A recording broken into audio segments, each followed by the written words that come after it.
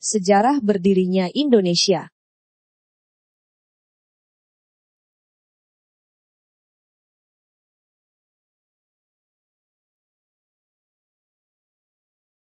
Anggota kelompok Bakrul Fikih Nabila Vinividia Nova, Sade Khairuriza Syaifuddin, Dewi Masito Rahman. Yang akan dijelaskan pada materi kali ini adalah penjelasan singkat, pentingnya, problematika, solusi, dan saran. Penjelasan singkat. Secara singkat, Portugis menjajah Indonesia dimulai dari saat pertama tiba di Malaka pada tahun 1509. Dalam pimpinan Alfonso de Albuquerque saat itu, Portugis berhasil menguasai Malaka pada 10 Agustus 1511. Pada tahun 1602, masa penjajahan Portugis berakhir setelah Indonesia dimasuki oleh Belanda. Belanda masuk Indonesia dan menguasai Banten dalam pimpinan Cornelis de Houtman. Belanda menguasai Indonesia selama 350 tahun. Lalu Herman William Daendels ditunjuk oleh Belanda untuk menjadi Gubernur Jenderal Hindia Belanda.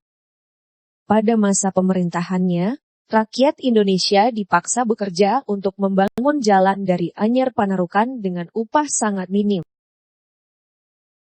Jepang menggantikan pemerintahan Belanda di Indonesia. Pada saat Jepang menyerang, Belanda menyerah tanpa syarat kepada Jepang dengan melakukan perjanjian Kalijati pada tanggal 8 Maret 1942. Masa pendudukan Jepang ini selama 3,5 tahun dengan rentan waktu pada tahun 1942 dan berakhir pada tanggal 17 Agustus 1945. Pada saat Indonesia akan bangkit dari semua penjajahan yang dialami, terjadi banyak hal, seperti pembentukan beberapa organisasi yang masih dalam pengawasan Jepang.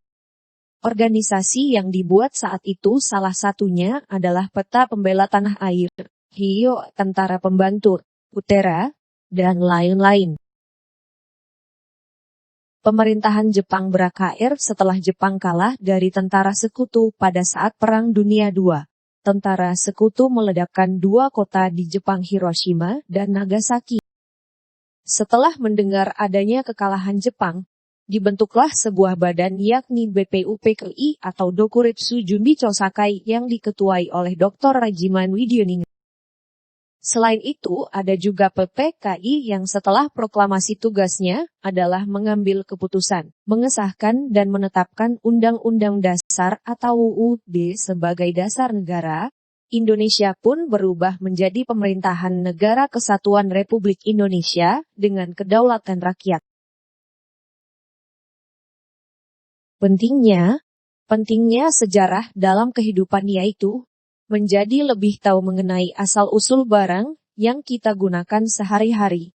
Misalnya, tomat, nanas, cabai, dan coklat yang pertama kali ditemukan oleh suku asli Amerika seperti suku Aztec, Maya dan Inca. Lalu Portugis dan Spanyol membawa bahan-bahan tersebut ke Asia bahkan Indonesia. Menghargai jasa orang terdahulu. Dengan mengetahui sejarah kita bisa menghargai jasa para pahlawan yang sudah berjuang memerdekakan negara Indonesia. Kita juga bisa menghargai jasa para ilmuwan yang sudah membuat penemuan yang kita gunakan sehari-hari, seperti listrik, lampu, dan komputer.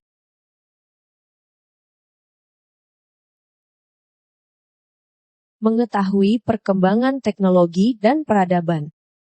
Kita bisa mengetahui tentang proses peradaban berkembang. Misalnya kita bisa mengetahui bagaimana sistem penyebar ke seluruh dunia dan dampak apa yang terjadi pada penyebaran sistem penulisan ini. Mempelajari kesalahan orang masa lalu agar tidak terulang lagi. Manfaat sejarah yang lain adalah agar kita tidak mengulangi kesalahan di masa lalu. Misalnya Belanda yang memiliki sedikit tentara bisa menaklukkan Indonesia, karena berhasil memecah belah bangsa menggunakan adu domba atau politik divide et impera. Problematika, Belanda membentuk organisasi Loce yang berhasil menguasai rempah-rempah di Indonesia pada 1602.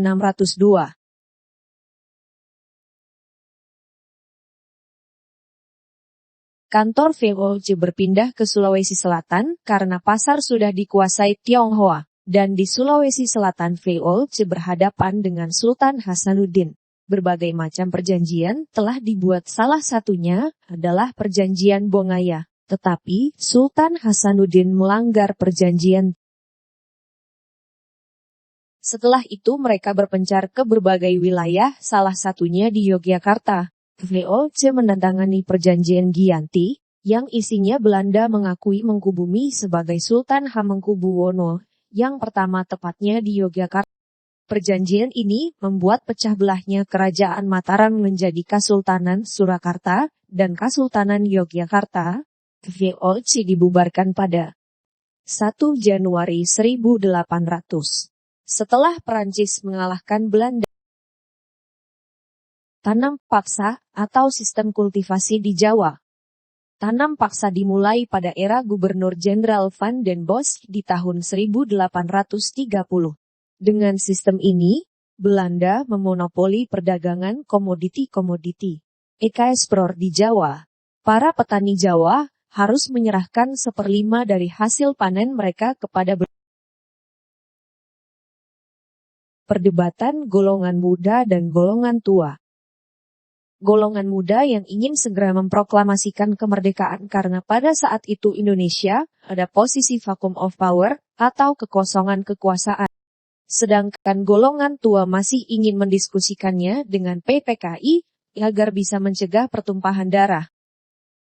Perdebatan ini memicu peristiwa Rengas Dengklok, di mana sejumlah golongan muda menculik Soekarno dan Muhammad Hatta.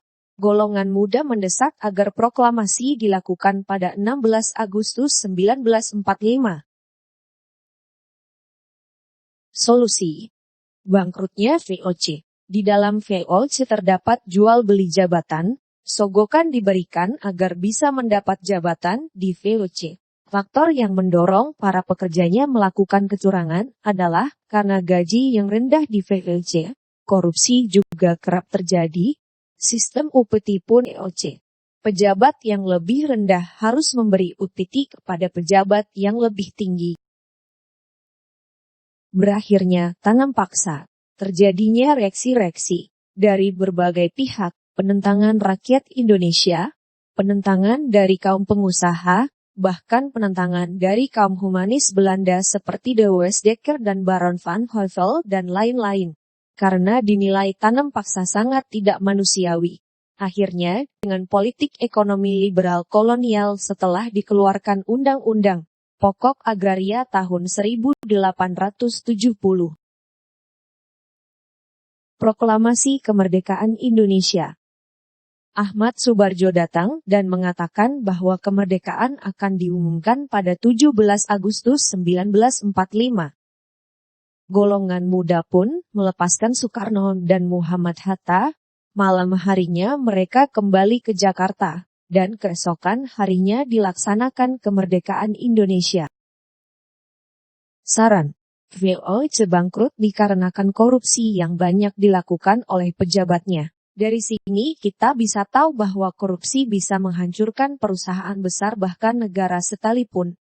Oleh karena itu, kita bisa berkaca dari peristiwa tersebut. Bila korupsi terjadi di suatu negara, maka perlahan-lahan negara itu juga akan tanam paksa membawa banyak kerugian. Banyak warga pribumi meninggal. Oleh sebab itu, jika suatu masalah datang dan mengganggu sistem kedaulatan negara, maka kita harus melawannya. Dalam menghadapi suatu permasalahan, seharusnya dipikirkan dulu asal-muasal masalah tersebut, dan juga dengan kepala dingin. Itu semua agar kita tidak mudah diadu domba dan dipermainkan oleh orang lain.